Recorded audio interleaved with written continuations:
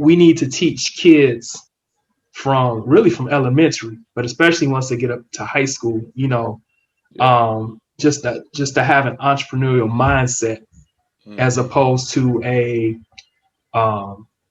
it's like a get out of school, get a job type mindset. I don't know what the word for it is, because it's one, I'm gonna tell you, and maybe when I was in school it was a little more realistic, man. But one, I'm gonna tell you, it's not realistic. Like if we training students to acquire this knowledge, acquire some skills so they can get a job, I think that's kind of misleading, because that's just not the way things are happening.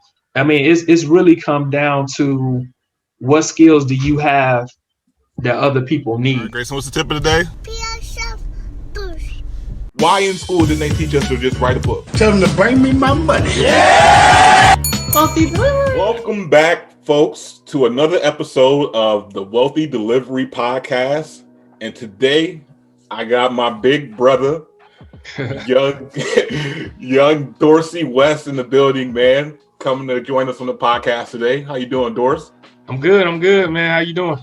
Man, I'm good, man. I'm glad you was able to find some time to come out and mess with your boy, man, and come on my platform and bring that energy that you always bring. So I appreciate it. I appreciate the opportunity, man. For real, seriously, thank you.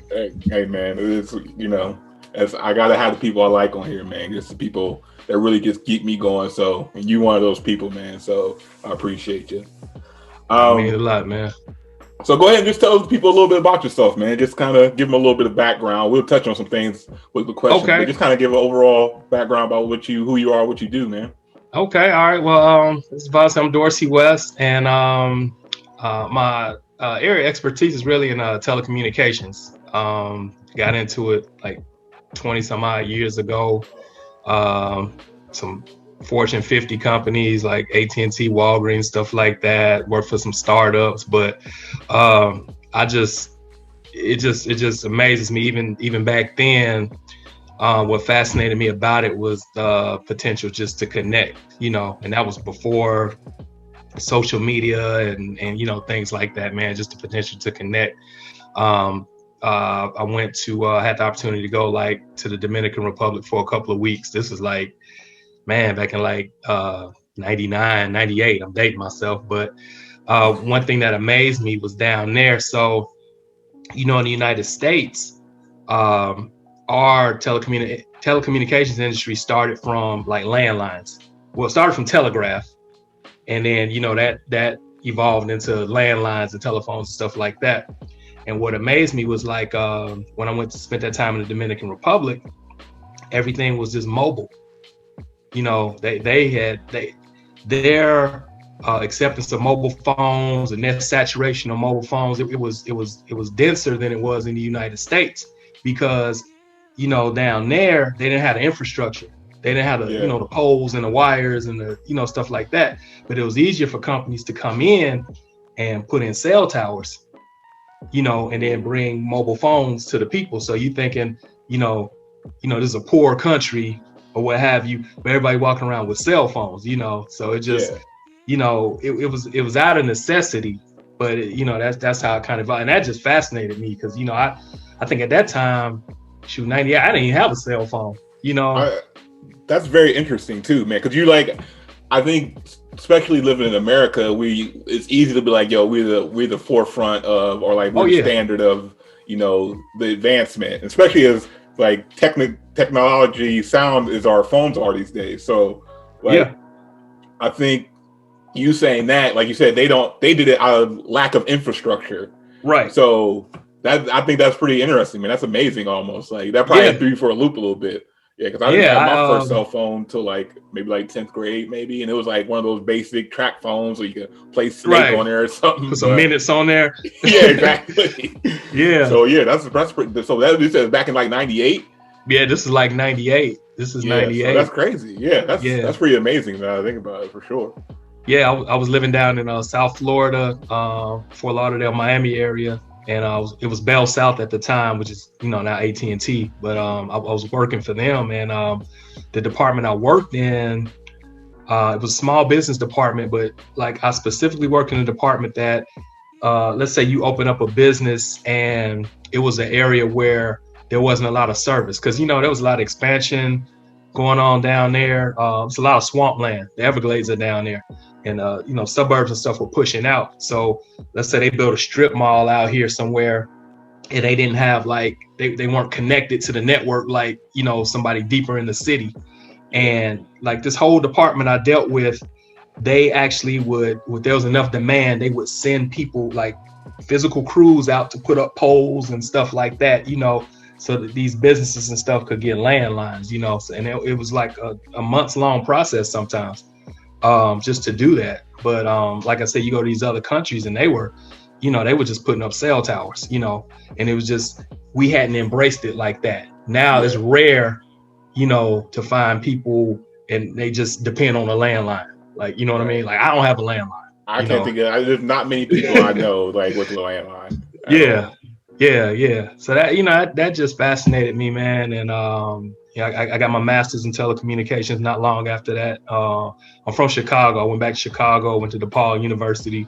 I got my master's in telecommunications, and I just been in that industry in one way or another, ever since, and it's just to see everything evolve, like social media and it's just crazy to look back on it and everything, I think that's pretty dope, man, because like communication is key, especially in business, you know what I'm saying? So that's the essential of like how you even getting customers or just staying in contact with your customers or people you work with, or just any kind of communication is the forefront, you know what I'm saying? Like, I'm sure if that was like, if you came back in like back in the homing pigeon days, you probably would have been into that too, you know what I'm saying? Send a little pigeon with a little note, and you know what I'm saying? So absolutely. But no, that's key, man. Absolutely. You're also a food truck owner, correct? Am I? Yeah. I started a food truck last year. It started out as she's 11 now. I have an 11-year-old daughter, and just trying to teach her, to be entrepreneurial and just to kind of think that way, And so I kind of had the idea. Like, you from the Midwest, right? Yeah. So up north, you see this Italian ice, people selling Italian ice, Rita's I'm in I'm in the deep South now, and it's you don't see it down here, and I thought, that'd be something cool to that'd be something cool to bring to this market, and something easy, you know what I mean? So I found these portable like ice cream carts on eBay. Somebody was selling locally, for a few $100s, and I bought those. And they do a lot of fairs and festivals down this way. And so we set up I bought them, and I was like, all right, it's gonna be our little business, and I had her kind of helping me plan it out. It's like, all right, we're gonna set up at this little fair, this little festival, and man, it was like the demand, you know what I mean? We were giving out free samples, and then the demand, and like as this is happening, I'm like, oh shoot, like this is legit, like, you know what I mean? Like, what started was gonna be her little lemonade stand, so to speak, and I'm like, oh shoot, like people, they're like, where's your store? And, you gonna be at the next one. I'm like, oh man, what I get myself into, So I had an old box truck from a like a construction business I was a part of, and it was paid for, and it was just kind of sitting there. And I was looking at food trucks online, and they were like $30,000-$40,000, and and I'm like, nah, we can do this. So I converted the box truck, man. We went in there, cleared it out, and I found a secondhand sink and stuff like that. And I spent like that summer just like converting this box truck into a food truck, for a couple $1,000s, and so I've been into it last couple years, That's what's up, man. I even just like your ability to like, even just being resourceful, you know what I'm saying? Like, I got this truck sitting here, I went on eBay, found a few things like that. That even goes to, just your ability to think and use what you got to start something, especially, just for your daughter, man. That takes me the most, because everything I do, even like from writing books, whatever, I do it for my son, like, absolutely, just to keep, so you taking that and just putting her in that world and make it a norm. You know what I'm saying? Yeah. Not when she's wait until she's an adult and trying to go into this world. It's like, yo, I've been since, well, you say she's 11 now, but yeah, I've been doing this for 10, 15 years, when she's like an adult, you know what I'm saying? So I think that's pretty dope, man. Because I feel like at least for myself, I'll be 32 in 15, 10 days. So, okay. All right. but it's like, I feel like I got into the game kind of late, even though not really. I'm still, if I look at people that are been in it, I'm like, I guess I'm still fairly young. But right. It's like, overall, it's like, man, if I can get my kid involved in this game way before, I did, then it's just make it a norm in his life. So I think that's dope. You doing that for your daughter, man. That's what's up, bro. Yeah, my dad was always an entrepreneur, and that's what got me, just thinking like that, and he would, Chicago's it's a hustling city, that's just everybody up there is hustling something, man. Yeah. And so you kind of get that mindset from that environment, and with my dad's his influence on me as far as, and when I was younger, it was kind of like, come on, man, like I would, I don't know, man, find some pencils or something, for it's like, hey, Dad, I got these pencils for like a nickel each. He'd be like, all right, now go buy the rest of them. You know what I'm saying? And then take them to school and then sell them for $0.25. And it's just be like, man, I just got a good deal on some pencils. So, but he was planting those seeds, like, to be entrepreneurial. Yeah, and the simplest form for me, man, is just like learning how to turn a profit, man. Like profit will take you further than wages will. And, so that was one of the big things I learned. Because even when I first started, I didn't really even think myself like, all right, I'm going to jump into entrepreneurship. I was like, yo, I just want to make a profit. And so I used to go to thrift stores and Goodwill and look for electronics. And I'll take my phone and see what they're selling for on eBay. And if I can make a profit, I'll buy it and then flip it. And that was the very beginning of me just trying to learn. Because I wanted to be I was such a consumer. I used to buy stuff on eBay all the time, just for my personal use or whatever. Then I just one day I was like, man, I wonder what it'd be like to sell something on eBay.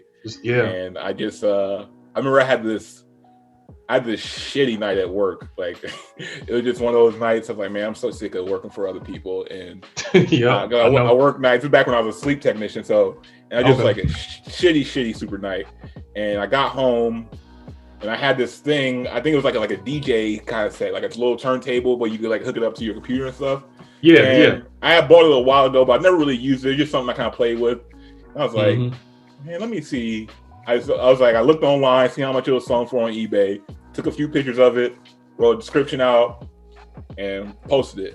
Went to sleep because I work nights, so it was during the day. I woke up for work that same day, and somebody had bought it, and I was just like, oh, my mind just flipped, oh, this profit, you made money while you was asleep.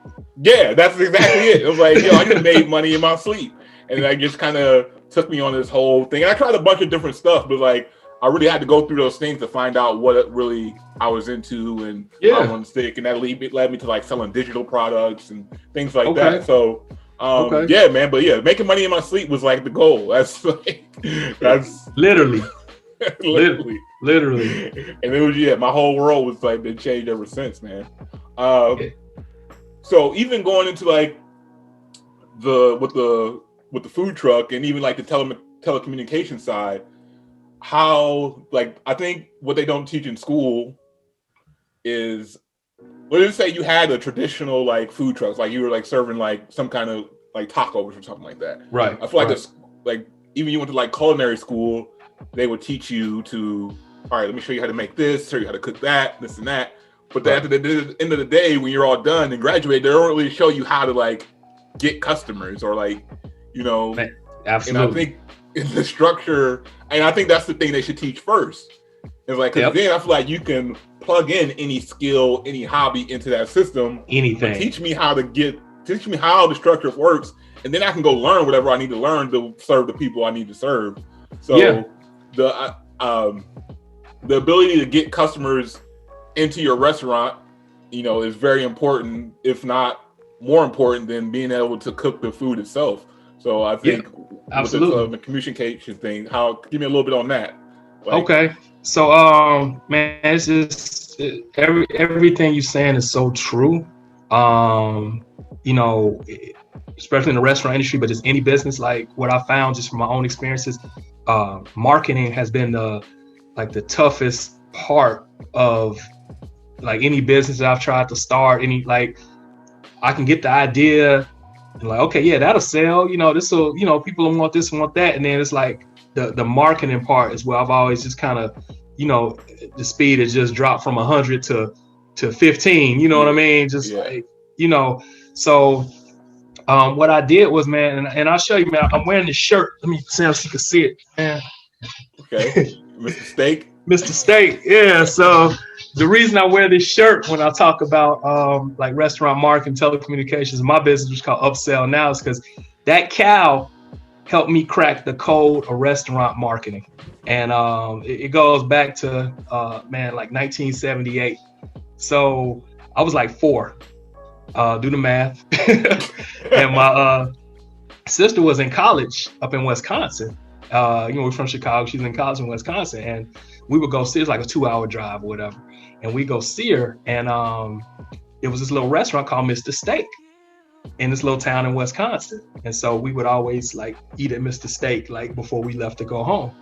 And I remember, man, Mr. Steak was the first restaurant where, when you had the crab legs and you had the little silver cup with the butter, and they had a little candle on it with the melted butter. You could dip. Yeah, that's the first, so, I'm 4, I'm doing it. Right. Yeah. I got crab legs and butter and everything. It was just amazing, but they had these cards on the table and it said, like, join the Mr. Steak birthday club, And I remember this is the time I'm like 4, I'm learning my address, I'm learning my phone, I'm learning this information.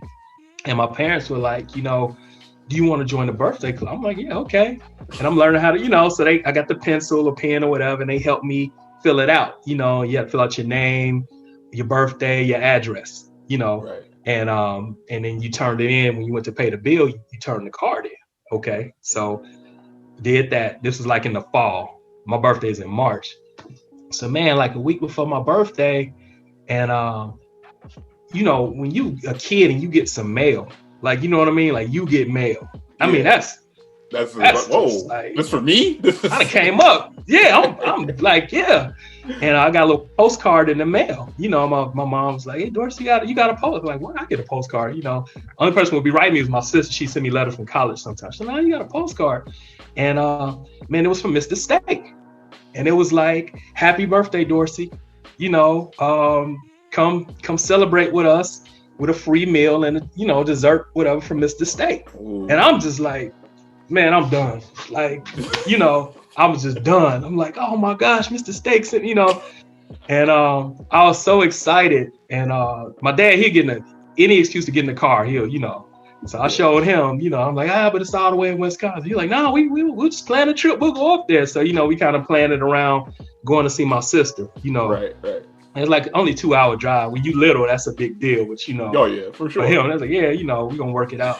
And man, I went up there and we went to Mr. Steak, and I had my little postcard. Man, I turned in my postcard, and they gave me a meal, and I did a little birthday. I'm sure they gave me a little dessert. You know what I'm saying? Yeah. But it was just, and fast forward, 30 some odd years. And I'm into telecommunications and seeing how that's, how you can use that for marketing purposes and stuff. And it dawned on me that like Mr. Steak helped me crack the code for restaurant marketing. And it's really all about collecting your customers' information, and maintaining a relationship, maintaining some kind of communication, Right. So by me filling out that card, with my birthday and stuff like that. Now they got my name, they got my address, they got my birthday. You know what I mean? Mm-hmm. And you gotta imagine all this was manual. Right. Are they early in the game? They're way, I feel like they're super ahead of like. Oh yeah, I mean, I'm sure they had a calendar, like a physical calendar, and it was somebody's job to take these birthdays and put them on this calendar, and then you got somebody watching the calendar, you got somebody responsible for, you know, putting the card in the mail and all that. But man, it worked. You figure that probably 10 cent, 15 cent postcard back then, that led to like my family of 5, you know what I'm saying, coming from Chicago, you know, hundreds of miles, and like the amount, just think of what they made off of that 15, off of that effort and that little 15 cent postcard. You know what I'm saying? So you talk about turning a profit. Look at the profit they turned. And then they built that loyalty, you know, because like, you know, every time I see a Mr. You know what I'm saying? I'm like, man, they recognize my birthday. Like I'm down with Mr. Steak. Like, you know what I mean? Like, it's just, you know, and so I created a system, and that's why I say they helped me crack the code of restaurant marketing, because dining is a personal experience. And I think people forget that, man. I know you study other cultures, and I mean, like a meal, offering a meal, sharing a meal, preparing a meal for somebody, like in most cultures, I mean, that's like one of the most intimate, you know, hospitable things that you could do for somebody. Facts. Like I prepared this meal for you, you know what I mean? Come and dine, you know what I'm saying? And what I ask restaurant owners all the time, man, is just, you should see the reaction, like you see the look on their faces. I'm like, okay, we talking about marketing, and you know, restaurants, they run commercials, and they run print ads and newspapers and magazines, and they doing this and that, whatever. And I asked them, I said, well, when is the last time you actually invited somebody to come eat at your restaurant? And it's just like, you know, they're thinking like, you know, like, have you ever even invited somebody to come and eat at your, like, you know what I mean? Like, this is a personal experience, you know? So when you market, it has to be on that personal level, you know? So you have to ask people, you know, not just run an ad, you know what I mean? Like, hey, we offering this special, we offering that special. But now, like ask people, like, come and eat, you know, come and eat here, come and eat with me. And a lot of times people will do it, you know, if you invite them to do it. But in order to do that, you have to have that connection. You have to be able to reach them. You have to be able to reach out to them like that. You know, advertising is so, it's so impersonal. You know what I mean? If I see a billboard, if I see a commercial, you know, I'm not paying that much attention. It's not for me. Like, you know what I mean? It's not for me. If I get junk mail, it's to my house, but it's not really for me. You know, versus if I get a handwritten letter or something like that, you know, with my name on it, it's like, okay, now I'm paying more calling you out, like, hey, Dorsey, come back. We ain't seen you in a minute. It's ain't your birthday coming up? Come on, man, come exactly, eat this, bro. Now it's for me, you know, and so I designed this system to make it easy for restaurants to kind of capture that information and, you know, build that direct line of communication with people. And, you know, now in, you know, 2021, excuse me, like the most personal way to reach somebody now is through their mobile phone. Like, you know, we attached to our mobile phones. Like, you'll leave the house and forget everything, man, but you won't forget that phone. Like, you know what I mean? Like, or you going back. You'll be 5 miles out.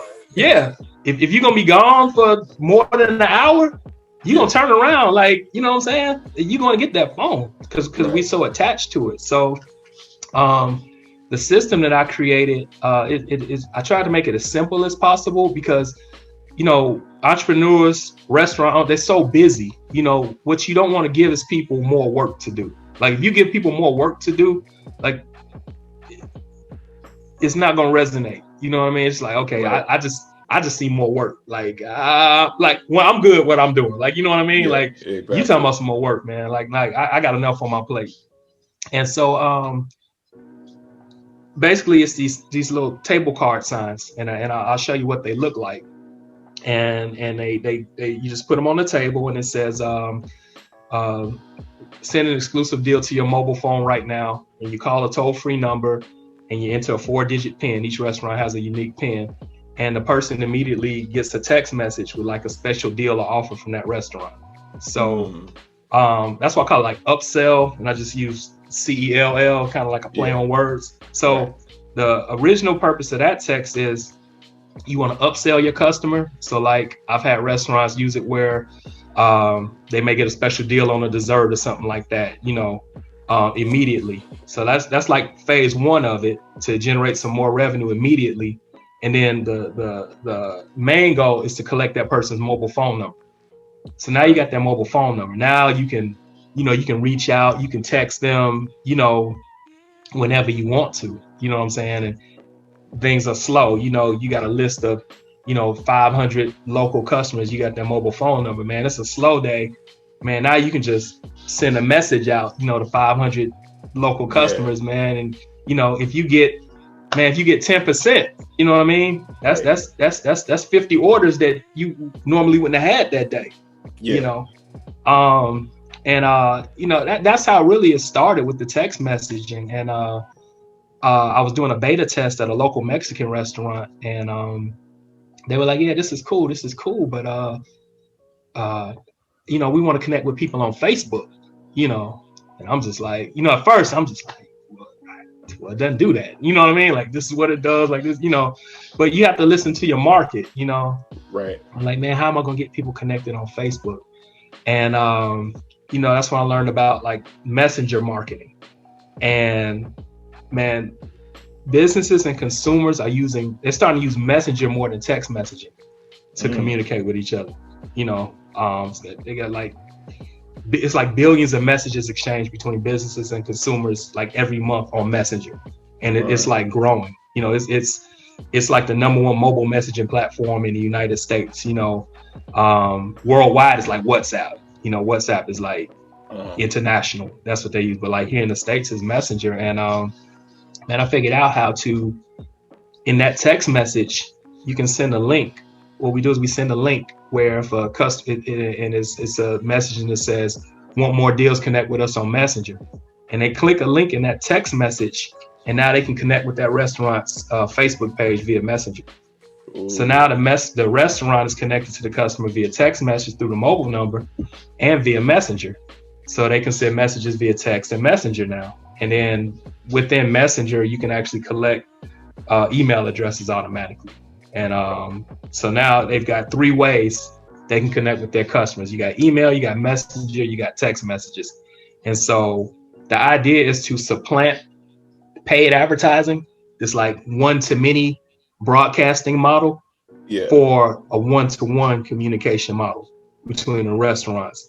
And so now you're saving a ton of money because you're not out here trying to buy TV, trying to buy radio, trying to buy print and everything. Man, you want to reach your customers, because the whole goal of advertising is to what? Get your message to your target market.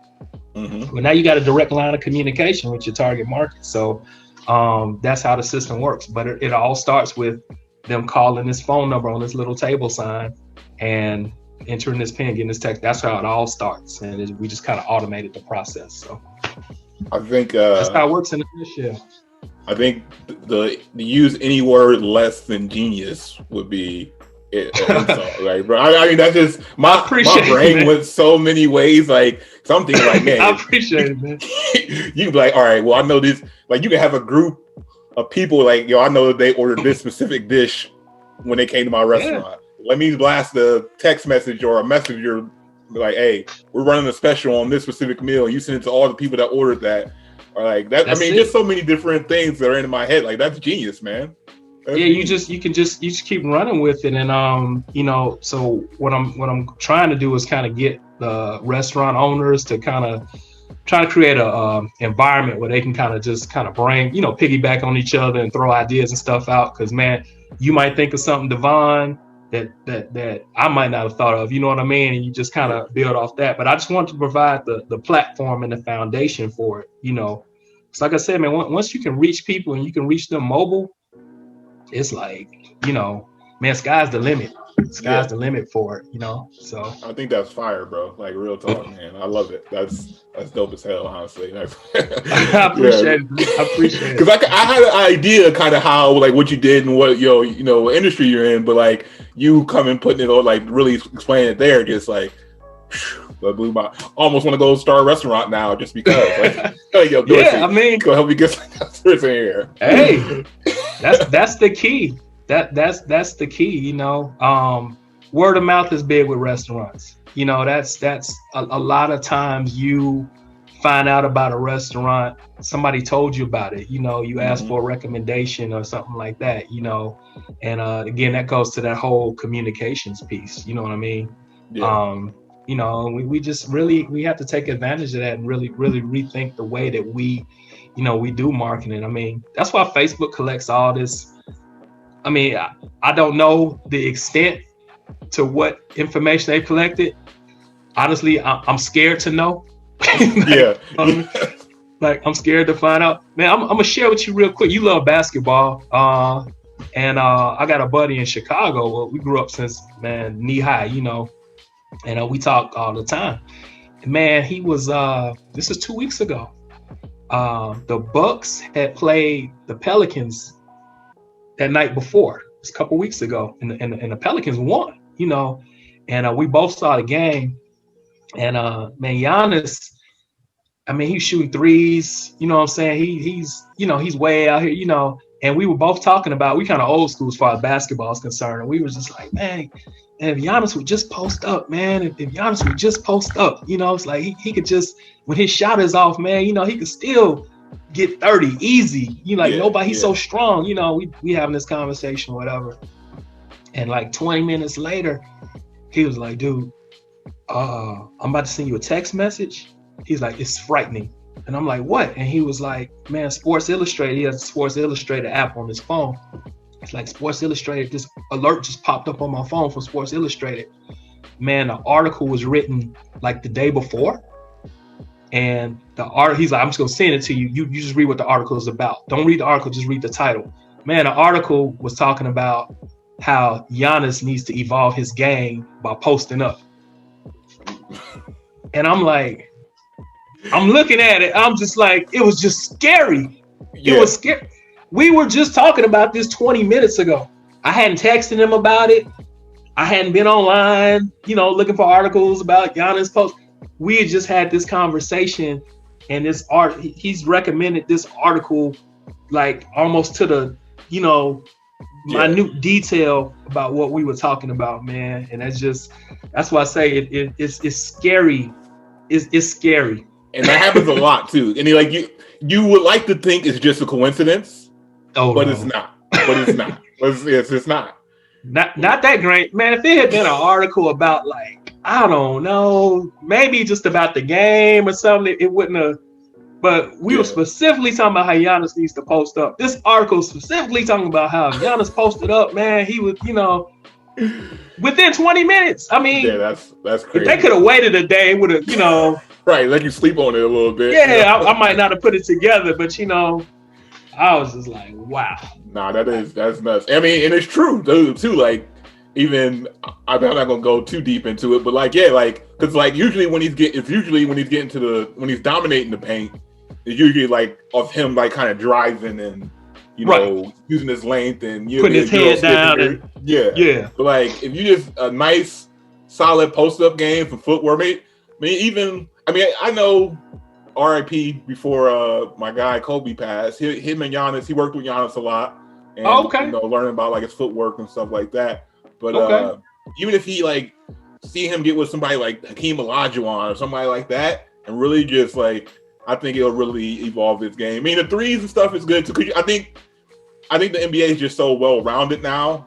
Like, you got to be able to do everything. Yeah. But yeah, if at worst case scenario, like you're off, go ahead and dominate that paint a little bit, or, you know, now you can pass out a double team because eventually they're gonna double team. You got some shooters around you, so yeah, man. And he's just a lanky dude. Like, so if he turn around, shoot even like a Dirk step back, you know, over the top, 7 foot, you know, I think that'd be very, very great for his game for sure. Yeah, and we you know, we were talking about it, man, and you know, we were saying, just think about it, man. Who's the all-time NBA scoring leader? Probably never get caught. I mean, Bron might have a chance, depending on how long he can hang on, but will never get caught. It's Kareem. He's like all-time lead. And it's like, dude, how many threes did Kareem hit? Like, you know what I'm saying? Right. That skyhook was just, I'm sure less than 5. And I think my guy looked it up. He hit like 2 threes in his career or something like that. It was something. It was single digits, you know, and it's like, this guy is the like NBA scoring leader without threes. Like, you know what I'm saying? Yeah. It's like, how did he do it, man? Like one move, like, you know, like one move in the paint. And he, you know what I'm saying? You can't block it. You couldn't block it. Unless you was Wilt Chamberlain was like the only person I've seen block it. Right. But other than that, like, you ain't running the Wilts every day. You know what I'm saying? So one move in the paint, you know, and that kind of brings it, you know, it brings it back to like what we were talking about, you know, with the restaurant marketing. You know, it's like you get that mobile phone number where you can text somebody, like that's your one move in the paint. Yeah. Like that's it. Like that's it. You got that. It doesn't have to be pretty. It doesn't have to be fancy. You know what I mean? Just you get that one move in the paint and just work that, man, and you can dominate it, you know. And people are like, how are they doing? How is this still working? It's like, because nobody figured a way to stop it. Like, you know what I mean? That's a great analogy. That's a great analogy. You're not stopping text messages. You're not, man. I don't care what apps, communications apps, I don't care what social media platforms, you know, you're not stopping texting. You're just not. And you can build off of that. You know what I mean? You can go a million different ways. You can use text messages to send links, to send people to other sites and download apps and stuff like that. But the foundation is the text. You know what I mean? You get a person's mobile number, it's like, man, you got them, you know, and you have to be creative in how you get it, because you know, we hold our like, you give an email address in a heartbeat, like, you know what I mean? I got like 5, like off the top of my head, I can come up with 5 at any given time. If I'm online, it's like, oh, download this PDF. I'm like, okay, give me this one. Like, you know what I mean? Yeah, right, yep. You know, but it's like, let me text you this PDF. Give me your mobile number. And it's like, wait a minute. Let's see. I really want to do it on my phone. Like, right. Now, what's the value in this? Like, what's the real value in this? You know. So that's you know, that's how I kind of came up with that, calling a toll-free number, you know, to get the text message. And the other reason I did it, you know, a lot of with the text marketing, you see, it's like text pizza to 1 2 3 4 5 6 7 or something like that, you know. And that's something I never really did, you know. It just wasn't, it didn't flow, like, you know what I mean? So like, okay, I gotta text this word to this strange number, like, you know what I mean? And but like with Android phones, by default you get this warning and it says, you know, you're texting to a whatever number and it may incur charges and stuff like that. That scares people off, you know. Because people ask me, like, well, why do you have people calling a toll-free number instead of texting? And this is why, man. It's so intuitive. Like, it requires no training. It requires no education process. Everybody knows how to use a phone. A toll-free number, you know, it has that vibe of security. You know what I mean? Like, when you call a toll-free number, you figure there's some legitimacy here. Like, this is a business that's got a toll-free number. Like, you know, you feel kind of safe. Like, okay, they legit. You know, they paying for a toll-free number. You know, and it's just so intuitive. Like, you know, I use my parents as a gauge, you know what I mean? Is it something that I don't, if they use it, I wouldn't have to explain it to them, you know what I mean? And that's what you want. You want something where people, they're not even thinking about it. And it's funny because I'm not going the traditional route of, like, you know, text this word to this keyword or something like that. It kind of arouses curiosity too, you know, because it's like, oh, so I just call, okay, and I get this text, and you know, it works, man. I beta tested at this Mexican restaurant when I first started it, and man, they had captured like 100 phone numbers in like 2 weeks. And it's funny, man. I told them, I said, now look, tell your wait staff, you know, to direct people to, you know, say, hey, you know, if you called, they didn't do it. They literally just put these signs on the tables, and like in 2 weeks, they just built up this list, you know. And I came back to them, you know, I'm like, man, look, y'all got 100. Y'all got a list of 100 local people. Then you show that proof. That proof is this, like, it's right here, you know. It's right here for you. And that's like an insurance policy for your business, man. If you got a customer list that you can reach, like, you can make money. like you can make money, and if you can reach people directly, you can make money. You know, and that's what Facebook ads is all about. You know, you know, they're telling you, you know, you can get granular. You can find, you know, African American males 50 to 60, you know what I'm saying, that have college degrees, and like you can go, you know, to that granular level. Yeah. But but at the end of the day, it's still a broadcast. You know what I mean? It's still, yeah, you can segment like that, but you still have to hope that they see it in the news feed, and what your creative and your copy is compelling enough for them to take the next action. You know what I'm saying? Yeah. As Instead opposed to being in that restaurant, like, oh, I'm right here. Let's take advantage of this right now. Like, yeah. I think So even going along with that, it's like you're getting actual action takers versus like you run an ad, you make people just trying to like get their feet wet and dip their toes in and see, like, you in the restaurant, you see this little thing, you be like, well, shoot, let me boom. And I think there, that's you know, you sitting there, you on your phone. Like if you go to a restaurant, like I know with COVID and everything, we don't go out like we did, but you sitting at a restaurant, after you place your order, 9 times out of 10, man, you pull the phone out, you know, you just checking scores, or, you know, it's funny, we don't even look at the people across from us half the time. Everybody, it's sad but true. It's sad but true, man. Sad but true. Head in the phone, you know, so it's just, it all, it kind of blends together, you know what I mean? Yeah. So I'm just trying to get as many people to try it as possible. You know, that's my thing. I developed the system, like I did all the coding for it. Like, you know, all the servers I hosted in-house. Like, I mean, it's like self-contained, you know. So for me to get somebody to try it, you know, it's very cost effective for me. That's the best way for me to market. It's like, you know what, just try it out. You know, that's my advertising expense. You know, y'all try it out. You know what I mean? That's kind of how I feel about like my books I write. I'm like, yo, you can, like, if you think it's trash, just throw it away. Right. You know, like, try it out. You know what I'm saying? Like, even any advice I give, like, well, yeah, you try it for a couple months. If it don't work, you can always go back to the old way. You know what I'm saying? What's it gonna hurt you? You know? Yeah. So, I think that, man. I think that's, like I said, man. Anything less than genius is really an understatement, man. And I appreciate that. I want to shift gears a little bit on you. Absolutely. Are you a big reader? Or are you? Yeah, you know what? I got my library here, man. Making time for it. I need to do it more consistently, but I try to keep at least 2 books going, you know, at any given time. So I tell people this all the time, man. Like, I just wasn't a big reader after like college. Like, I just wasn't. You know, you had to read so much, but like, and just reading stuff I really didn't care about. But like after, when I, being an adult now and just being on my own, control my own time and how I use my brain, it's like I found books that I actually enjoyed and just turned me into this huge reader again. Was there a book specifically that kind of got you into reading more as an adult, or?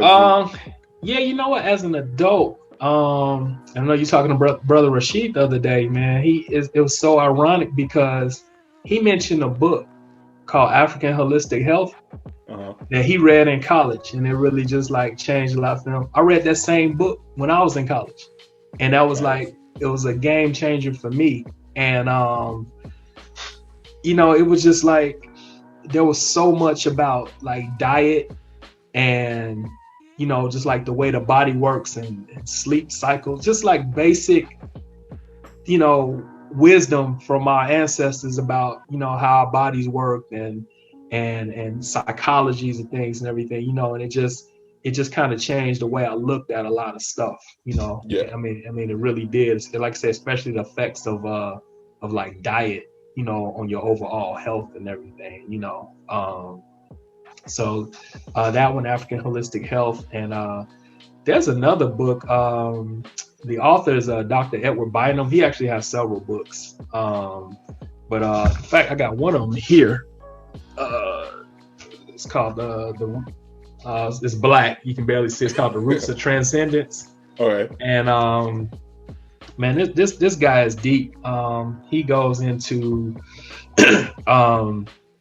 just like how our nervous systems and are connected to our brains and just meditation, and I mean it's just deep. The only knock I have on him, man, is like he's so smart, he's so intelligent, and he writes at a level like it's one of those books where like it's like, do I stop and get the dictionary, or do I try to, what I'm saying? Do I try to use your my resources context available when you read this? Like, all right, I need my dictionary, I got my thesaurus here. All right, let me sit down and read this book. Right, and it's like what keeps me reading them is that I know the knowledge is like I know I need this knowledge. Like, you know what I mean? Yeah. So like he knows what he's talking about. I just have to be able to digest it. I just have to eat a little slower. You know what I mean? As opposed to like a Think and Grow Rich that's more, just like you can read Think and Grow if you wanted to, you know what I mean? You can sit and read Think and Grow Rich in a day. It's just so direct, like the language is so direct and everything, you know what I'm saying? So for sure. But it's good. You need that challenge, you know what I mean? You need that mixture. I totally agree 100%, man. If you could remove all like barriers and constraints, you have all the resources, like the people you need, the money, the backing, what would be your like dream project? Oh man. And this is something that I've thought about, man, and it is an eventual goal, man, but I just think that I don't have all the specifics of it, but we need to set up entrepreneurial academies like in our schools, especially like in our inner cities. Like, like we need to teach kids from elementary, but especially once they get up to high school, just to have an entrepreneurial mindset, as opposed to it's like a get out of school, get a job type mindset. I don't know what the word for it is, because it's one, I'm gonna tell you, and maybe when I was in school it was a little more realistic, man, but what I'm gonna tell you, it's not realistic. Like if we training students to acquire this knowledge, acquire some skills so they can get a job, like, I think that's kind of misleading, because that's just not the way things are happening. That's the economy is changing. You hear about a gig economy and stuff like that. I mean, it's really come down to what skills do you have that other people need, that other people pay you for. I heard I went to see Chuck D speak like some years ago. It was a Black History presentation at this museum in Chicago. And man, Chuck D, he said something that just like resonated with me ever since. He said, whatever you don't know how to do, you're gonna have to pay somebody to do. And it just really resonated with me, and it really pushed me to learn even to do, as much as I possibly could, on my own, like with my businesses. But it's true. So if you're talking about making money, you need to have a skill that most people don't have, that they'll be willing to pay you. You know what I mean? They'll be willing to pay you to do. They'll be willing to pay you for. So, and we all have gifts. You know what I mean? And you look at kids in school, like all these kids, they have all these different gifts.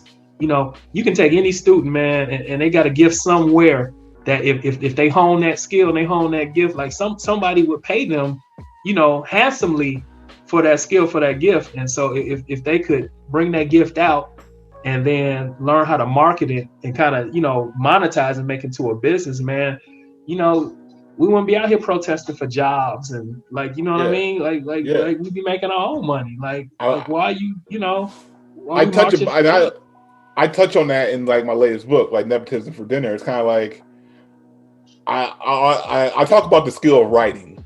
Okay. Like, I had this skill for a long time. Like I was always like a good student, always got good grades, but like my skill of writing was like pretty advanced. Okay. But, like, my teachers were like, all right, you need to take advanced writing. You need to take AP writing. You need to go to college and write and take the best writing. And I'm like, I'm going to hate writing in this form if you guys keep pushing me to do this. Right. You know what I'm saying? I'm But like, rebel. why didn't nobody just like, hey, just write a book? You know, like nobody told me to write a book until I met other entrepreneurs. Who are writing books. Other entrepreneurs like, yo, write a book. Like you create a passive income, it's this and that, and you grow your brand, your word, and whatever. But it's like that advice only came from entrepreneurs. It didn't come from teachers or nothing like why is they pushing me to write so I can go write for some company get $40,000 a year maybe. And just keep and then they pass my writing up to somebody like, well, to see if this is good enough or wait for their approval. Right. Like, it's that. So even like that entrepreneurship like academy type deal for young kids is just so key, man. I really just talk about how jobs and school just take your skill or talent and use it to their benefit versus showing you how to use it to your own and do it yourself in a sense. And I'll tell you, Devon, man, I was blessed to go to college, you know what I mean? And very grateful for the opportunity. But man, in a lot of, from an entrepreneurial standpoint, it messed me up too. Because, when you go to college, when you go that route, especially in our community, you know what I mean? Because first of all, you African American, you go to college, you graduated from college, like, the numbers shrinking, like every step you go up, right? It's like, okay, graduate from high school, went to college, that's this many, it's like your funnel, right? And then actually graduated, you know what I'm saying? And that's, because you think of how many people you started out with in school that didn't finish and, stuff like that. So, when you graduate, you get to that level, man, there's a certain expectation that you're going to go this route. Like, okay, so you graduate from school with this degree. So I would expect that you would get a job, at this type of company, and you know what I mean? And as an entrepreneur, 99% of what you do is going to fly in the face of what society says you should do. It's going to fly in the face of conventional wisdom. It's just, you know what I mean? I mean, it just is. Really go against the grain of what you were taught in school. Exactly. Like what's actually working in the everyday world. It's gonna fly in the face of all that. And then, like you're younger, you coming out of school, 22, 23 years old, whatever. And, you've invested this time and money, and your family has invested a lot of time and money and stuff like that. And then you like, I'm gonna open this food truck. It's like, what? You've been in school, 4 years and doing all this, and now you're gonna open you know what I'm saying? Like, no, you're not. So you might even have that vision, but you won't pursue it. It's like, nah, I can't do that.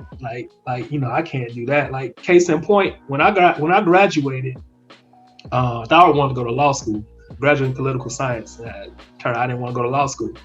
And I was back home in Chicago looking for a job. And I remember my mom gave me this flyer. It was from the Pipe Fitters Union. And they were hiring apprentices, right?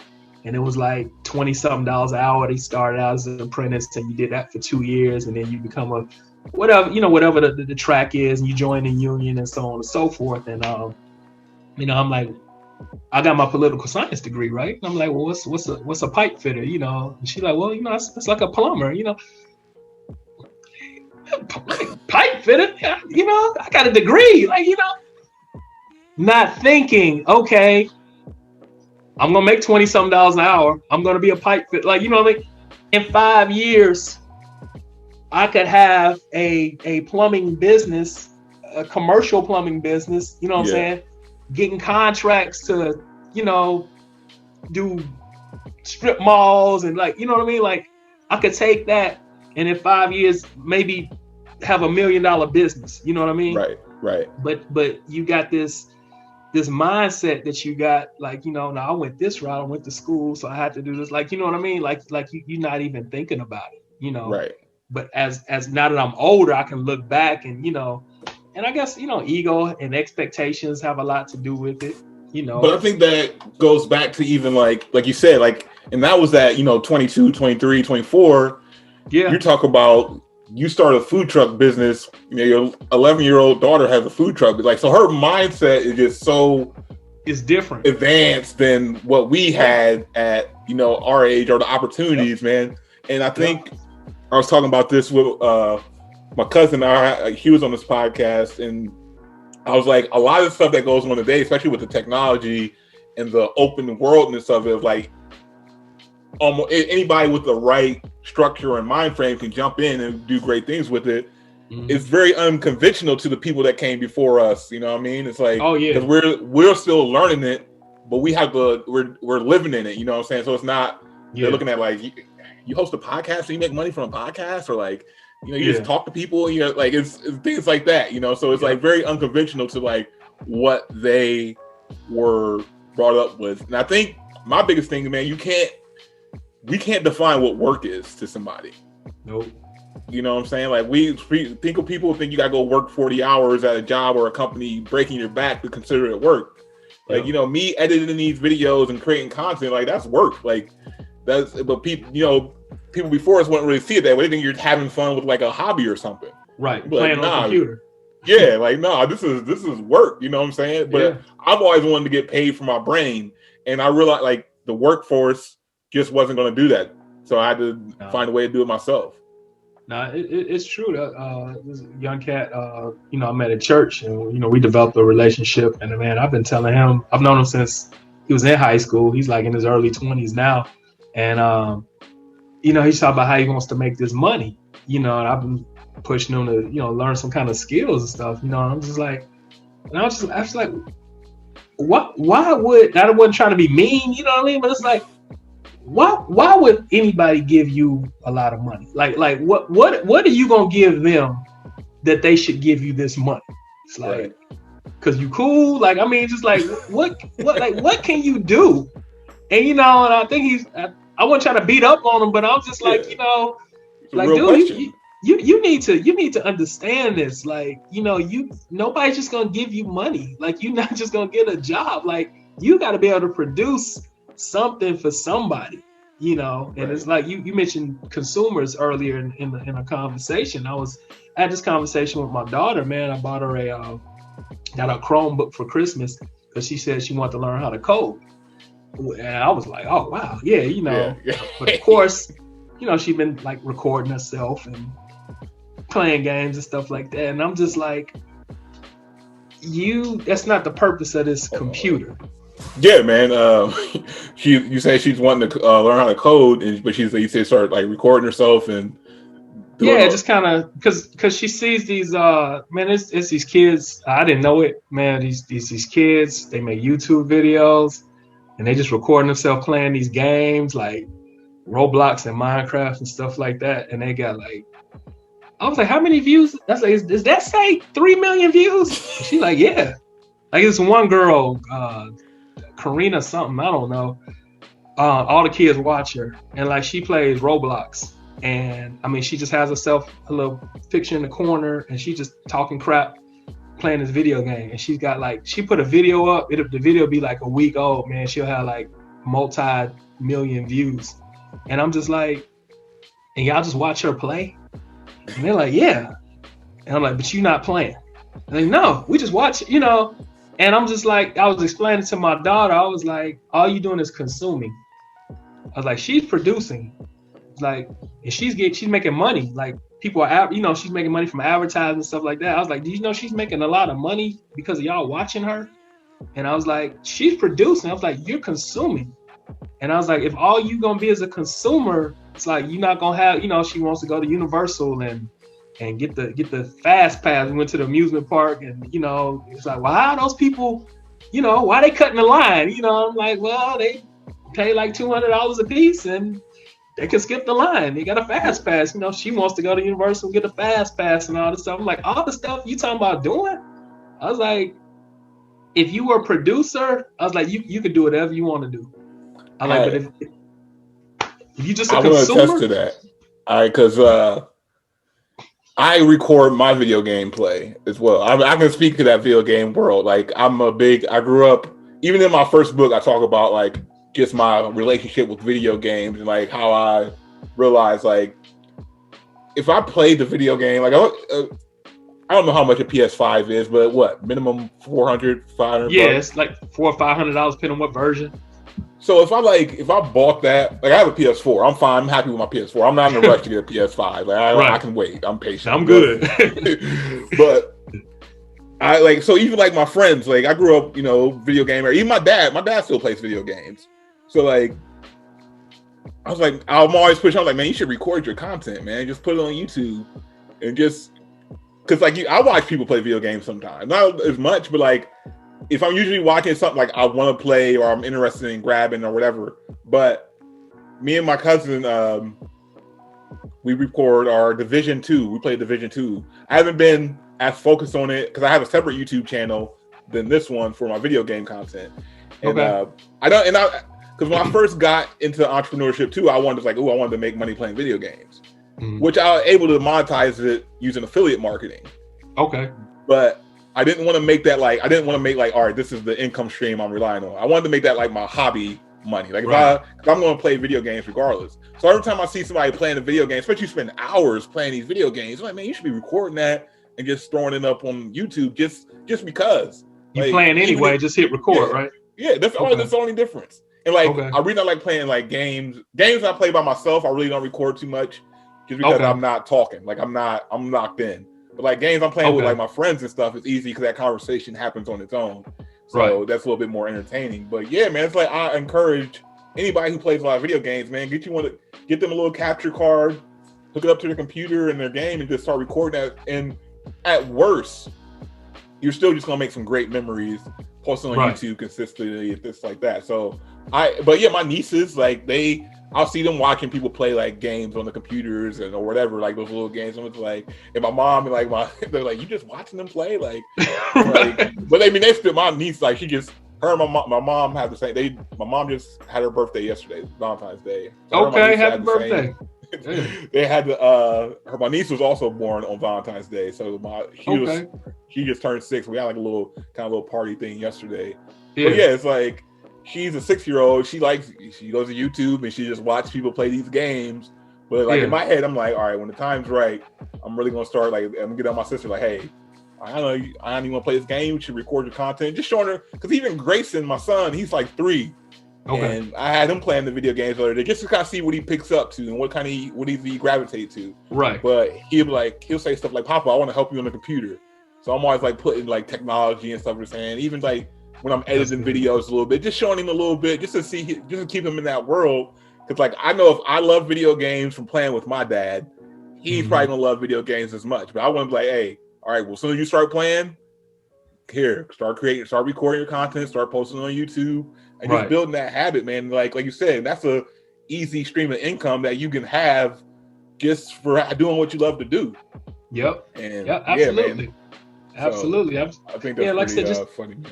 Just trying to get in that mindset, just produce. You don't always consume, because most of us, we just consume. And if you consume, you're gonna be stuck into.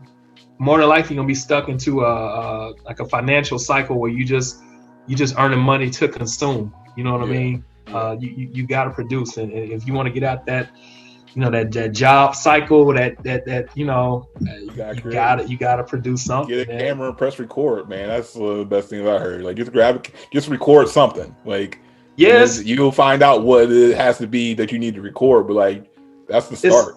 It's funny you say that, because like I need to insulate my food truck, and it's crazy, man. I just went on YouTube, food truck installation, and it was just like cats across the country, different races or whatever, and nothing professional. It's like, hey, all right, today I'm gonna insulate my food truck. So I got this from Lowe's, I got this, but I'm actually like, it was useful. I'm like, I'm watching this cat like, okay, let me pause. Like, okay, you know what I'm saying? Like, whatever you want to do, somebody has pretty much posted it online.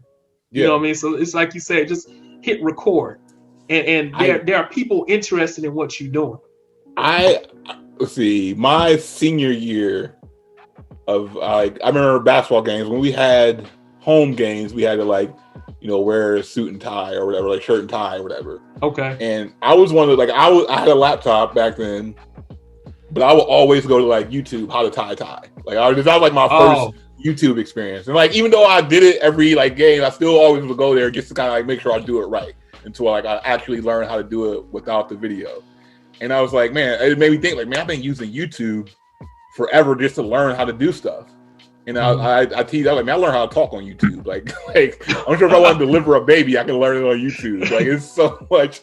But yeah, and that's the thing. Much. Like I try to get better at just documenting things that I do. Yeah. You know, so but I found like a home really in the podcasting space because I like to talk to people. I like to conversate. But like eventually down the line, I would like to document. I'll probably get me a videographer though, because like that way they can like do the recording and I can just be in my element and doing what I'm doing. Yeah, and then I can just go post that, have them copy it up and post that content. But yeah, man, just like people like to see the process of stuff. Yeah, you know, and that because that can help somebody through their process. Right. And I think the other element to that is if you see somebody. And that's why these entrepreneurship academies are so important. If you see somebody like you doing something, it gives you a little bit more confidence. Like I said, I've seen people on YouTube that look like me. I see people that, you know, haven't looked like me, you know what I mean? But you see somebody that's like kind of fits your, man, this is he's where I am. Yeah. And he's doing it. Like, you know what I'm saying? He's doing it. He's kind of like, oh wow, okay, I can do that. Like, well, he did it, I can do it. That's kind of the mindset, you know. Yeah. If he did it, I can do it, you know. So that's why it's so important, man. I think, you know, everybody has a place, you know, that somebody can look up to you somewhere. Yeah. You know what I mean? Yeah. You've been where somebody is now, you know, and it's hard for me to remember that. It's hard for me to understand that. You know, I'm like, ain't nobody interested in what, you know, like I ain't fucking on. Yeah, because you see yourself every day. You're like, I'm just Dorsey. I'm just Devon. Like ain't nobody really. Yeah. Like I learned that you really only to be an expert, man. You only need to be one step ahead of the person you're teaching. Wow, like, that's profound. That's kind of how, like, you know, with YouTube, like, yo, if I just learn how to do this thing, and then I go teach the person that don't know how to do this thing. So they consuming what I just learned, but meanwhile I'm learning the next thing, so I can get ready to teach him the next. And that's all there is. Just taking a step-by-step process of like, yo, I'm just teaching people or showing people. Case in point, man. You know, I read about podcasting, you know, years ago when it was literally iPods and it was just all audio, and I thought about it. I was like, and then I've been hearing more about it. And people like, oh, everybody's like, start a podcast. You know, when I saw your podcast with Rashid, you know, I'm like, okay, so this is a podcast. And then I started thinking I've been thinking every day since I watched it, like how I can do a podcast that will have some value, you know, to help these restaurant owners. Mm-hmm. And then I'm like, I have so much more confidence now because I'm like, I can call Devon and hit him up like every step of the way. Like, seriously. All right, like, man, okay, so I do what, like, you know what I'm saying? Because you're ahead of me. And it's even easier. It's even easier now than like when it first came out. Like for this, like all I need is a mic, my computer, this Zoom recording, and that's really it. Okay. I can just, once we get done recording this, I can literally just strip the audio. Like I posted on YouTube, but I stripped the audio from this and just posted it into like Anchor or something like that, and it distributes to all the platforms. So like, wow. Before you needed like, you know, the podcasting little kit and things like that, yeah, which are still nice if you really want to get super fancy. But if you're just starting out, yo, you got a computer, you got a mic, that's it. You good. It's super simple, man. But yeah, if you ever really want to like dig deep, man, we can definitely talk that out for sure. I appreciate that, man. Like you said, you talk to people, man, and you get so many things that seem so out of reach because you're not familiar with them. You know, they become like, you know what I mean? Like if you ever were like, hey, you know what? That probably sell well on a food truck. You know what I'm saying? Like you got a resource, like, you know what I mean? Right. Like, oh, I'm gonna hit my man Dorsey up. Like, you know what I'm saying? Like, the dude built a food truck, you know, and you just hit me up like, all right, now when you got to this part, like, okay, now, all right, okay, now what would you recommend? When you have a resource, you know what I'm saying? It's just, it gives you so much more confidence, you know. It's just like, oh yeah. I think that even goes back to like us are in our mastermind group that we do every other Saturday. You know, we all are a resource for each other. Yep. And you know, we're bouncing those fresh ideas from one another. And even though we're all in different industries per se, like a lot of those same structures are similar. And then when we do want to go dabble or dip into those other industries, we got the access to the right people to do so, man. Yeah, I mean, writing books. I mean, if you wanted to, if you want to host a radio show, you got Anthony. Like, you know what I mean? Right, like, right. I mean, it's just so much. The health niche, the home health niche, and with Darnell, like, you know, the mental aspect with Rashid, like, it's just, we got so many. I just connected with a dude today, man. That's really, I was on a Zoom call with him before I got on here, and it was just he had this idea for just building this like ecosystem of Black, you know, resources for our people to kind of leverage off of and put those structures in the right way so they can build that generational wealth and use these businesses and stuff. Like, but it's just like, man, it's connecting with people like that and connecting people like you and the rest of the guys, man. It's like, yo, it's surreal sometimes, man, because like this is not something they would have taught me in school, to connect with people like this. I could be just go to work, get a job, retire when I'm 70 and die. Like, that's like, pretty much. I've met some of the dopest people here in like the last year or two, man. Just like with you guys and stuff, man. So it's really a different world that we live in, man. But I feel like we are taking control of it when we come together like we do. Yeah, that's true, and it's funny that you mentioned that, man. I had when I first graduated from college, I had a cousin, like a second or third cousin, Loretta.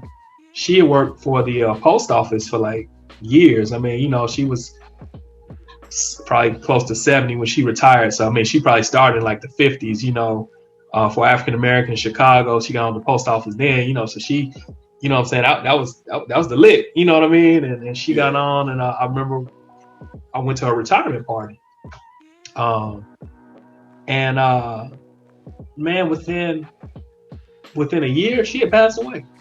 Like, you know, and it always just kind of stuck with me. And I'm just like, man, she worked, you know, I mean, she raised a family, kids, grandkids and everything, you know what I mean? But it was like, she worked, and it's like, it was probably closer to 6 months, man. And like, she retired and like, she was gone. Like, you know what I mean? And I was just like, you know, I can just imagine, man, with what she went through to, you know, get there and build her career and stuff like that, like mad respect, you know what I mean? But at the same time, I was just like, man, like I that's not what I want. Like, you know what I mean? I don't want to, like, it's got to be more to it. Like, you know what I'm saying? Got to be more to life, man. It's got to be more to it than you like. And that's one of my goals in like even taking this journey. I just want to show people there's a better way to live.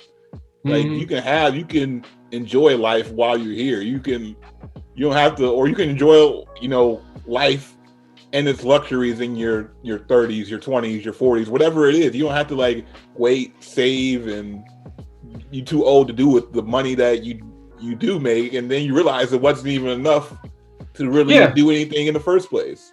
Pass it on to, you can't do them but pass it on, man. So, you know, like you said, just the hours that I spent like developing my system, the hours that I spent just working on my stuff, you know what I mean? Like, I mean, it's just countless hours, but it doesn't even feel like that. You know what I'm saying? Yeah. Like it, you know, so that is actually living. It's like, I learned, I knew, you know, good friends with some Muslims, like in college and stuff, studied with them. And they were just saying how, you know, in Islam, everything is worship. And they were like, you know, your work is your worship. You know what I mean? And I'm like, you know, I was like, how is that if I just go, you know, but I mean, it just made perfectly sense, man, because if you live in your purpose, you living on purpose, and, you know, and you putting your energy that God gave you into building something and creating something, and you know what I mean? It's like, man, that's the ultimate form of worship, because you actually taking that energy and you know, you putting that back, you know what I'm saying, into something productive, and, you know, So it's you know it's spiritual even. You know what I mean? Yeah. Entrepreneurship is spiritual, man. Yeah. You know you feel good. And it's just like even if you didn't make, you know, people who don't operate in that mindset measure everything monetarily. Like you know what I mean? Yeah. Did you make $1 million from that idea? It's like, well, that wasn't a good idea. Like, you know what I'm saying? Like, you know, or I make more than you. You know, I'm doing this. I make more than you. So like, but you missing the point. You know. Yeah, man. I'm glad you said that, man. Because I'm probably gonna make this podcast, by the way, 2 parts, because I try to keep them under an hour, but just for editing purposes. Yeah. But I'm just gonna make this 2 parts because I don't want to stop. It was a good conversation, so I don't want to stop. It's all good. It's all good. It's all good. I remember us having a conversation, like some friends of mine were talking about how LeVar. I love LeVar Ball. I don't care how outlandish or how outspoken he is. But for me, if I was like a top player like that, like a star stud, like any one of his kids, my dad would probably have been even more outspoken, just like he is. So it's like my dad. If you had a conversation with my dad right now, and he'd be like, "Yo, do you think your son can go to the NBA right now? Like right now, today?" He'd be like, "Hell, fucking yeah!" And I'm like, bro, I have no chance of going to the NBA. Like I'm not. But you ask him, that's my son, right? But the thing is, like, I remember some people were trying to say it was a bad business move, or like he's terrible at business because he turned down like Nike, or he did. And I'm like, yo, you can't pay for somebody else's dream like that. Yep. Like, would it be easier for him like to let Nike come in and kind of take? I'm sure. Absolutely. But like, you gotta take. He's saying for you to make me give up on what my vision is, you gotta pay me that check I want. You gotta pay me that $1 billion. If not, it ain't worth giving up. And people are like, oh, that's stupid, or it's bad business, or even with the shoes. I'm like, but people are buying it. Like, it's not like, how's it bad business? He could have been just a regular dad, at some job working 9 to 5. Like, as long as he got customers and providing volume, people are buying stuff, it's not bad. And you don't have a business at all. So how can you say this dude is? That's the, like, bad business is working for somebody else the rest of your life. That's the. And I'm like, yo, he going after his dream. Even if he's gonna get some stuff wrong, but we gonna get some stuff wrong working for somebody else. But I thought it was crazy, man. I'll tell you the insane part, man. I'll admit it. You know, listening to people like that, like, you know what I mean, listening to those comments, listening to people who like aren't in it, aren't doing it, aren't like, you know what I mean, and I'm letting their comments, you know, kind of like mess my game. Like, you know what I mean? Yeah. And affect what I'm doing and affect my path. Like, it took me years to realize, like who's this coming from? Like, you know, to really look like why am I even listening to you? Like, you know. So now it's to the point where I don't even give them energy. You know, I can hear it, and it's like, oh, okay. All right, just like, you know, just not even, it doesn't even upset me, you know what I mean? Whereas before I was like, well, how can you say that? Now I'm just like, okay, like non-factor. So I'm gonna keep. Yeah, you know? and the thing is, like, when they said that was just a conversation I had in my head. Like, I didn't even say it to them. I'm just like, well, I mean, y'all don't have businesses. He's making. This is literally providing for his family right now. Like, it's they're eating off this business, so it's not bad business. Like, he's not ever gonna. He's not Nike. He's not Adidas. So fucking what? Like, it's his own fucking money. Like, it's his own profit for his company. Like, he controls it. And it's a family, asset. Like, this is something that's gonna pay them for years. Right, and that's really on top of whatever they get in the NBA. Yeah, you know what I'm saying? And now you look at what LaMelo's doing. Like, you know, it's really gonna pay off. Like this, if he keeps on this trajectory, you know what I'm saying? Like he will be able to elevate that brand to something that, you know what I mean. Like the investment will pay off in the long run. Even if at this point, even if he went and signed with like a Nike or a Adidas, like, now people are trying to get to the triple B's just off of a collectible now. Like, how many shirts is he on? Like, that from that brand, and like, there's just so many. It just sounded, it was crazy to me. Like, yo, this dude just trying to build a life for his family and have his kids helping his kids achieve their dreams. Like, it's easy to look at him like, oh, he's trying to live through his kids. Like, nah, it ain't got nothing to do with that. Like, the messaging, you know what I'm saying? It's the way he was saying stuff, that's what, kind of rubbed people the wrong way. And people, but if you notice, man, throughout all that, like, and this is why I didn't, I had no problem with Lonzo, because I'm like, Lonzo, he don't say nothing. Like, you know what I mean? Like if you go back a couple years, I said that too. I was like, I'm like, if my kids are cool with it. I'm like, Lonzo, he ain't saying that. He just like, and I remember he was on Skip and Shannon one day, and it was like, well, your dad and everything, and that's why I had so much respect for him. He was like, that's my dad, and in so many words, he was just like, y'all not gonna get me on TV and turn on my dad. Like, so go on to another question, or it's like, what if you think I'm gonna get on national TV? And they're like, this is my dad. Like, and in his mind, he might have been thinking like, Dad, you need to chill. Like I'm sure in some moments. Like, you making life harder for me. Like, you don't get it. You really made my life hard, but I'm not gonna say that to y'all. When we get in the car, what I'm saying, I'll talk to him or whatever, but like, nah, this is my dad. Just keeping that loyalty, you know what I'm saying? I mess with that whole family, man. I just like what he done, man. I like, because I would do the same for my Kyle. Yeah, like, and I mean, I wouldn't be as out there, but like, yo, I'm back in whatever I need to do to make my kids' dreams come true. That's what I'm gonna do, man. He did a lot for shock value, and it worked because honestly, had that whole process with Lonzo not have gone down the way it did, and then sending LaMelo and the other one, was it LiAngelo to like Lithuania, wherever he did, like I wouldn't even been checking for LaMelo coming into the league this year. You know what I mean? The buzz would have been totally different. So he did what everybody else is doing, man. And he just did it on his own. And that's what they hate. Especially him being a black man. But yeah, like these other companies and entities do it for other players. Like they market, but now this man marketing for himself and it's for his kids. It's like it's a problem. It's a slap in the like, oh, that's a taboo. Like y'all do it all the time. Yeah, and get people to act a fool. If you can act a fool for me, we good. You know what I'm saying? If you can get up, cut up, and act a fool, and just make a complete, whatever yourself, and I'm making some money off of it, is good. You know what I'm saying? Right. But if you do it for yourself, and if you control your own narrative and stuff like that, it's like, nah, this is not right. Like, you know what I'm saying? Right. You want to call them the ethics police and all that. And it's like, well, it's like, no.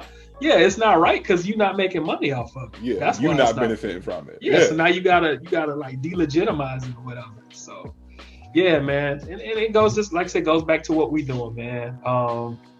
You're not gonna see anybody. I think what we're doing, especially as African Americans, man, you're not gonna see a whole like wave of mainstream support for African American men like ourselves trying to create some kind of independence and trying to build up like that. Like you're not gonna see it. So if you in the game like we are, it's just expected that like you and I and our network and our circles, man, we have to encourage each other and we have to encourage one another because it's not gonna come from mainstream. It's not gonna come from within our families a lot of time. Like, there may be some members of our families, but just like, you know what I'm saying? It's like you gotta be able to support you too. It's cool to support you sometimes. Yeah. You know what I'm saying? That's like to us the trend or the fad to support you. Because in that same breath, I remember when all three, so Lonzo was already in the league, LaMelo got drafted, and then LiAngelo, he had like a 10-day contract with the Pistons for a little bit. And everybody's all like, oh man, LeVar Ball is so great, man. He said he was gonna get all 3 sons to the NBA, and he did. I'm like, oh, now the narrative is changing. Y'all want to, y'all, yeah. I'm like, no, keep stay off that train. Y'all ain't want to get on that train before. It's too late. Yep. We took off. So yeah. It is what it is. But no, it's just like people aren't gonna support you till it's cool to support you. You know what I'm saying? And if you're going to hit roadblocks, you know what I'm saying? It's inevitable. You know what I mean? You're gonna stumble. You're gonna hit roadblocks and stuff like that. And people wait for that, because they don't know the process. You know what I'm saying? This is a never-ending process. Like there's no finish line. Like there's just no finish line. Like you're gonna keep going. You can make $1 million, you can make 2 million, and then you can lose $1 million, and then make 5 more million. You know what I'm saying? And every time you lose, it's all these detractors like, see, I told you, and you turn around and make more the next go round, and like, I always knew you'd do it. You know what I mean? And just but I'm like, man, if we eating over here, and me and my family, we eating, and I'm not asking you for anything, like that's success. Like, you know what I'm saying? Like, I don't see what you could say to that. Like, you know what I mean? Like, I don't see what you could say to that. I think, as long as I'm not asking you. I think people try to define what success is to other people, and I realize you can't define somebody else's success. Oh, absolutely. And people, absolutely. And like it goes back to what you said about the monetary. Like people try to define people's success through monetary value or like some award or something like that. But like, man, you don't know what success is to that specific person. Yeah, and if I get an extra, if I make an extra $2,500 a month, you take the average American and you say, okay, I'm gonna deposit an extra $2,500 a month, into your bank account. Man, you would think you gave them like $1 million a week. Like, seriously. You know what I'm saying? Yeah. Like, so it's like, but if you just say that, you know what I'm saying? Well, this guy, he's got his own business, man. He got his little side hustle, man. He making $2,500. That's it. Oh man, $2,500 a month. That same person, you tell them, okay, I'm gonna give you $2,500 a month. You know what I'm saying? Oh man, they're gonna be jumping up and down and exactly. You know what I'm saying? Oh, thank you. I don't think people realize how hypocritical they are when it comes to like certain things, man. Yeah. And it's the program. It's just the programming around it. Yeah. It's but what I've come to realize, man, a lot of it has to do with when you critical of somebody that's doing something, man, you are really, in your heart that you're not doing what you want to do. In your heart that you're not pursuing your goal or your dream or whatever it is. You know what I'm saying? And it's easier for you to criticize somebody else and hope, encourage them to stop than it is for you to kind of face your demons and face your fears and be like, you know what? I'm gonna put myself out here too. And most people, I think they're afraid. I think everybody has something inside of them that, they would like to do or they would like to try something like that. But, it's just this fear of, it's a fear of criticism. It's a fear of failure. It's whatever it is. That's why entrepreneurs, man, they just, we just click with each other. You know what I mean? Because I know what you're going through. I may not do exactly what you're doing, but I know what you're going through. I know some of the struggles that you're dealing with. Those are universal. Those struggles as an entrepreneur are universal, no matter what you're in, whether you got a food truck, a cleaning business, whether you're an author, whether you're a consultant, you're gonna go through periods of feast and famine. You're gonna go, it's just struggles that are universal and they resonate with all of us, you know what I'm saying? And so we can relate. It's like a fraternity of sorts, you know what I'm saying? And, the people on the outside, man, it's like, look, it's an open fraternity. Y'all can get down. Like, you know what I'm saying? We're not saying you come get down anytime you want to, right. But man, you got to do it though. Like, you know what I'm saying? You come get down. We're not saying you can't do it. You can't join us, but you gotta put that work in. A lot of people, they don't want to put that work in, man. It's easier to talk about what this man is doing. That's why, social media is the way that it is, man. It's right. You can pick up your phone and man, you can find somebody that's doing worse than you are. You know what I'm saying? Yeah. And I guess that's gonna make you feel better, you know. Yeah, so. it's a very it's a messed up mentality when it comes to that thing. But like that's, like I said, it even goes back to us importance of that fraternity of entrepreneurs, because like we know the real. Like, all right, yeah, we know we struggle, we have success, we just like, you got those people who are just sitting there scrolling, waiting on, oh, this person messed up. Let me comment, scrolling. Oh, this person did this. Like I became I became proactive versus reactive. Like, so I'm very like aware of like, especially with social media, because like they're blasting you with information all the time, or like, hey, this celebrity did this and this, like, and like, man, I don't care about none of that stuff. So like, I really like filter who I follow, and you know, I tell people this all the time. If you go to your YouTube channel, like your homepage on your YouTube channel, it will tell you everything you need to know about yourself. Like, wow. Because they know this algorithms. Social media is only going to show you what you really want to see, what you're interested in. Yeah, what you like, what you type in. So when I go on my YouTube channel, like, it's literally a lot of like motivational, a lot of Jim Rome, okay, a lot of meditation stuff, and danced in there is probably a little, you know, some basketball stuff as well. But like, it's more like business marketing, maybe other podcasts, but like, and so it blows my mind when people are like, man, social media is so negative. So I'm like, I don't know if it's that, because I follow some pretty positive people, but was it you? Social media is going to show you what you want. So you clearly like that negativity. Yeah. Because when I watched the episode with Rashid, man, you know, in my little suggested videos on YouTube, man, it was all kind of content that, you know, mindfulness meditation and stuff like that. Just, you know, I mean, that I hadn't seen in my feed before, you know what I mean? But, you know, based on what you and Rashid were talking about, man, because that was deep, you know what I'm saying? Yeah. And I was just like, wow, I'm like, okay, like I didn't know all this was on here. Like, oh man, you know. So yeah. No, that's man. cool, man.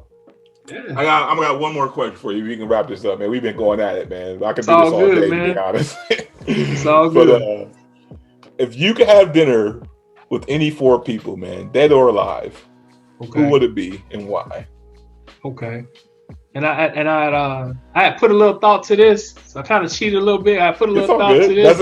I like people that do their homework. I do my homework, so I know you do the same. I got to come up with my 4th, man, but the first person I like to have dinner with, man, I don't know who it is, but it would be like one of my last ancestors before they were taken over, you know, in the slave ship. Like I would really want to sit down and eat with them. Like, just like, man, how y'all living? Like, you know what I mean? Like, how like what's the society like, you know what I mean? What's our family like what's our dynamic? Like, you know, who's the leader? Who does it? Like, that's, you know, just talk to him. Like, what is it like before you got over here? Yeah. You know what I mean? Yeah. And then that's deep. I like, you know, answer, that's I really would, man. I'd also like to talk to people maybe from, I don't know, like around Reconstruction time, just like after slavery, just like some ancestors or 1 or 2 ancestors after slavery, just like, you know, just kind of seeing, okay, like where y'all at now, and just kind of comparing it to, you know, the ones before that experienced life at home, like in the motherland, like just kind of comparing it to after like Reconstruction time, and like, okay, all right, so what's the plan? Like, you know what I'm saying? What's the move? Like, what's all right, what y'all do? Yeah. How we going about this? You know what I mean? That and just like on a, I don't know, I guess you call it celebrity or whatever, but tip, but like, I'm from Chicago, man, but like Curtis Mayfield, you know, a lot of his music resonated with me, you know, because he's from Chicago, and just like things he was talking about, man, and like if you listen to his music, especially like Superfly soundtrack and stuff, man, you know, it's just as relevant, you know what I mean? And just kind of seeing what that vibe is, you know, and kind of how he was thinking, and like his creative process, and and then and stuff like that, man. And it's funny, man. I had I love like old school hip hop, I love independent hip hop, just like seeing how guys came up and stuff like that, man, and how they put things together and things like that, man. But either one, man. But I'm leaning toward James Prince from Rap A Lot in Houston. All right. Yeah, because like I've heard him talk and stuff like that, man. He's just so measured and just so calculated and stuff like that, man. Just seeing his thought process and his mindset of how he, and it like people like him just amaze me. You know what I mean? Like he's like Russell Simmons too. You know what I mean? But just like, I don't know if I'd be able to deal with Russell for a whole dinner, man. You know what I mean? No, that's like, no, man. I think those are some great answers, man. Those are, especially those. I mean, those first two, man, because it's very unique, man. It just, and I like those answers too, because it just goes to how you think and like the structure and like the creativity in you, man. And that's, like I said, I gravitate towards that, and that's. That's a very profound answer, man. I dig it. I appreciate it. Yeah, I just want to know what it was like, man. Just like, because you can read, and I know we gotta go, but it's like you can read, and people will say, this is something I always wondered about, man. Like especially when people really get into like the Africanism and their roots and stuff like that, and I'm just like, how did you decide to say, okay, this is the people that I resonate with? I was like, because this group here that you saying you resonate with, man, they might have been the group that like captured, had your ancestor captured and stuff like that. Like, so it's, you can say, yeah, I can trace my, but it's like a guessing game. You got to kind of do a lot of assumptions. So I just really just like, man, like how are we living? And then, maybe I can kind of rebuild that structure to some extent, here now in 2021. But I love that, man. I appreciate it though. Appreciate it, man. Dorsey, man, this was dope, man. Listen, I'm gonna tell you, just like I told the other guys, man, anytime you want to come up here, man, this is an open door policy, man. So my platform is y'all's platform for real. But tell the people, man, where they can find out more about you, especially anybody with the restaurant, man, that's really want to get and use your service.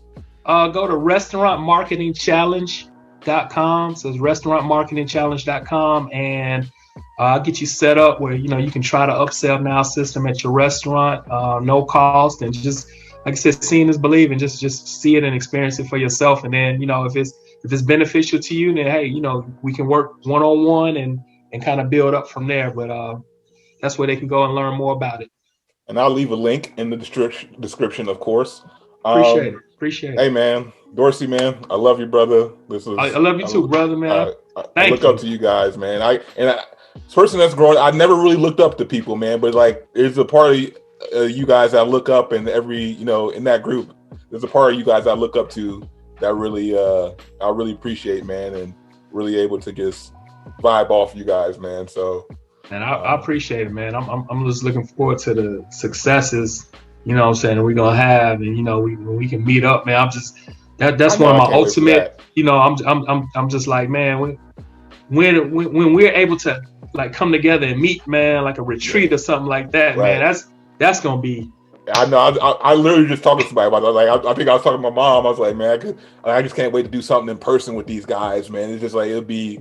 The reward from that is just like we know, like, yeah, it's great. Like, and that just goes to like the internet, man. We've all met virtually, and we built this connection without even like meeting in person yet. But like, staying on these calls and stuff like that. So when that time comes where we get to meet and kick back and really just vibe on each other in some person, it's just gonna be one of the dopest moments I know probably in my life. Absolutely. For sure. Well, I'm gonna leave you with this, man. When we can make that happen, make sure you have that videographer, because if they can record, like, man, there's gonna be some powerful stuff. This a documentary in the making, man. It is a documentary in the making. So I'm blessed to be a part of, man. Hey, man, back at you, man. Well, folks, man, I hope you guys enjoyed this. This was a dope podcast. Like I said, I'm probably gonna make this 2 parts because we went for a while. But Nepotism for Dinner is out now. Also, we'll leave that in the link below. Just go to wealthydelivery.com. And yeah, man, we catch you on the next episode. This has been dope, man. Dorsey. Thank you. All right, your brother, man. I holler at you. Was we this Saturday? I think we did. We on this Saturday, ain't we? I think this Saturday, yeah. Okay. Looking forward to it as usual. All right, man. I'll holler at you later, boss. All right, take care. I appreciate you. Yep. See you, man.